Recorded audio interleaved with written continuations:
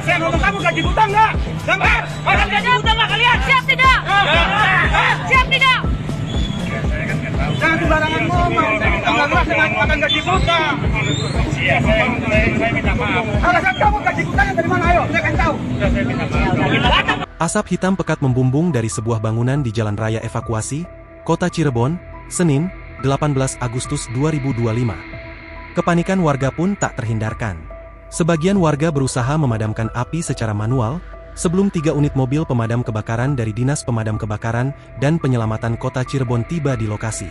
Kepala Seksi Kesiapsiagaan, Operasi, dan Penyelamatan DPKP Kota Cirebon, Nurjaman, menjelaskan 1 armada tambahan dari Kabupaten Cirebon juga diturunkan karena api cepat membesar.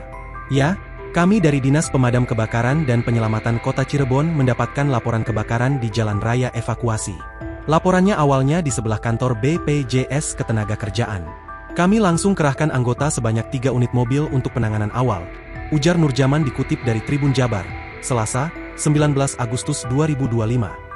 Sekitar 1 jam kemudian, api berhasil dipadamkan tanpa menimbulkan korban jiwa.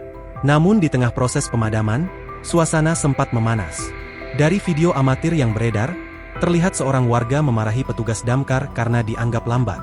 Bahkan, sempat terlontar ucapan kasar menyebut damkar, makan gaji buta. Kondisi itu memicu emosi petugas, namun berhasil diredam warga lain dan kepolisian yang ada di lokasi.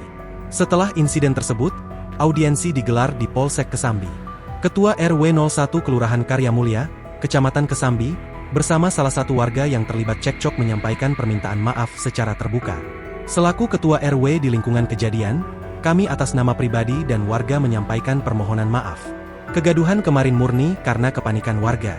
Kami juga berterima kasih kepada damkar yang sudah memadamkan api, ujar Ketua RW. Hal senada diungkapkan Sumarno, salah satu warga yang sempat terlibat cekcok. Kami juga menyampaikan permohonan maaf. Kita mohon maaf kepada damkar atas tutur kata yang kurang baik dan tindakan yang salah. Saya minta maaf, jelasnya. Menanggapi hal tersebut, pihak DPKP Kota Cirebon menyatakan tidak memperpanjang persoalan. Kami sudah tidak mempersoalkan masalah tersebut. Kami sangat memaklumi kepanikan warga saat kejadian kebakaran.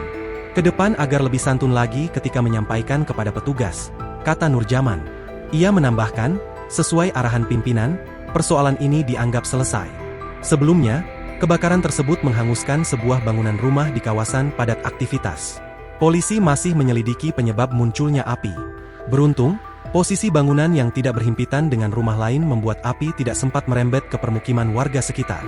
Download Tribun X sekarang, menghadirkan lokal menjadi Indonesia.